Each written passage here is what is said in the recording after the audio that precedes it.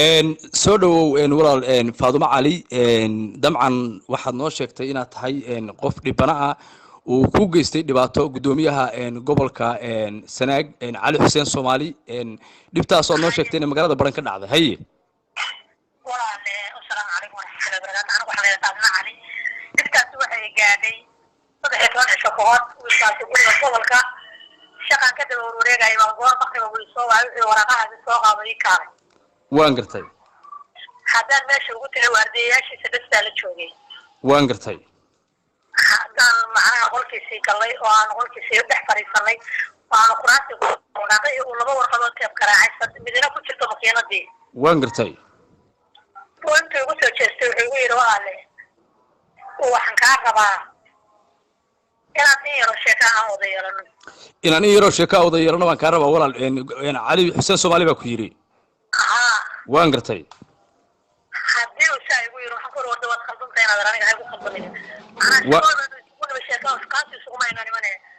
ana awshadii waday dhamay waan gartay adiga sida la sheegay waxa tahay qof xaas oo marwa oo caruur iyo odayle anigu toban dal baan ahay ilmaha caruurtayda weyn waa 16 jir waan gartay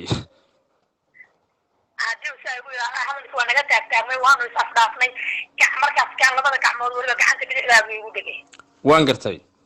gacanta bidixda haddii ugu dhagay waan qabsanay waan dagaalanay dagaal fara badan baan dhex maray dhulku igu dhiftay halka maxamada uu iga dhigay baaskooladii oo sida uu ahaan uu ila dhacay waan gartay kelina waxa iga dhacay miiskii waan gartay adigu waxaan ku leeyahay ninkaas inaad argacadiye maxay wax uu ila haray nafteeda uu dhaafay ma jirto waan gartay markaas nin aniga ay qaba iyo niman maadeyntiisa baa hawshii galay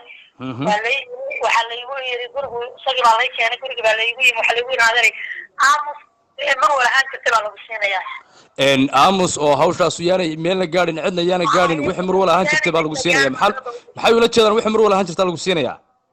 wixii mar wala aan jirtay lagu siinayaa lagu khaldamay aamus inta uu sheegay waan gartay iyadoo ula jeedan xaal Soomaaligi xaal Soomaaligi shaqaayo kale baa la yiri waan gartay waan yeelay markaas waan gartay 13 casha ka soo wareegtay 13 casho waan la igu soo noqon waan idina iman adoo hadda 3 casho ka hor baan ninkaygi waxaan ku yiri maxaa dhacay arrintii aad igula balantay maxaa dhacay maadaama aad timaadeen adig iyo ninkii farxumeeyay oo aad tiraadeen walagu xaal marinaya wixii mar wala aan jirtay baan lagu siinayaa 13 casho aad iga maqnaydeen maxaa dhacay wuxuu igu yiri naalada waa waxa sheegay ninkii laga waayo dafir waan gartay markaas shalay subax ayaan anigu khayl dhalaan ku dhacay odayaal imaadeenka iyo adeerada iyo abayaasha iyo walaalahay baan u tagay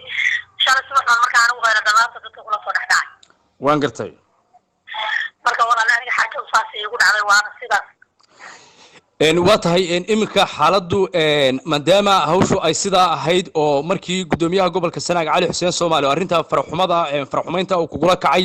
markii horena uu ku yiri shaqan ku siinaya wax xafiiskiisa kugu yeeray ka bacdi arrinta ay faraxumayn isu bedeshay laguna yimi oo lagu yiri wixii ay mar wala ahayd baa lagu siinaya xaal baa lagu siinaya arrinta hoos loo dhaqo hoos arrinta arrin hoos laga dhigo oo yaan cid kale inuu ogaan oo aan lagu soo noqon ninkiina uu hawshii dafiray maadaama aad shalay aad qayla dhaan dirsatay oo aad dadkii la hadashay iminka xagee xaal maraya seebay wax yihiin hadda wiilashaas aan ku sheegay maanta ayaa yimi waraysi baa laga qaaday stationkana waa la geeyay abadeena xigtay boosay garowana waa laga soo hadlay cusbitaalka baa ii dhiman oo aan aroortii la geynayo cusbitaalkii baa ku dhiman oo aroortii lagu geynayo marka gudoomiye Cali Xuseen Soomaali isagu hadeer marka miyuu dafirsan yahay inuu hawsha faldambiyeedka inuu geystay miyuu dafirsan yahay ninka qaba iyo nin waardiya iyo nin ilmaadeer iyo nin markii dambe oo leeyimi la socday afartan nin weeye saddex nin oo kale waa marxaanti waa gartay saddexda nin oo isaga staafkiisa ilaaladiisa ahaaba marxaanti ku amiya maya waxa ay ninka qaba iyo nin markii dambe odaynimo u soo raacay waan gartay iyo nin kale ilaaladiisa marka hadeer odagaagi meeyay adiga waa ciidanka booliska weeye airportka barameed odagaagu ciidanka booliska airportka barameed buu kamid yahay muxuu marka odagaagii marka hawshaad miyaa ku kala tagteen ها وانا ku kala tagnay banaankan ku taagnay isagay sigaadana isku reeyay waxaan ku riday inaad yarka baad karinayse nabada hadii inaad yarka ku riday halka isaga raac waan gartay faadumo banaankan kala joognaa hadda hagaag faadumo cali siciid walaal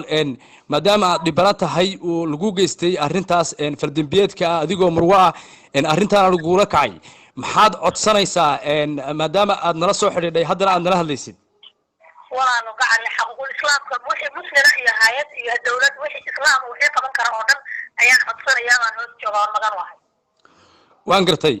haddii odayaal ku yimaadaan oo hawshaada ay damcaan inay hoos u dhameeyaan maadaama mar arrintaas ay dhacday oo lagu yiri hoos baa lagu hawsha loo dhamaynayaa ayna socon weyday mar kale haddii lagu yimaado arrintaas maxaad ka leedahay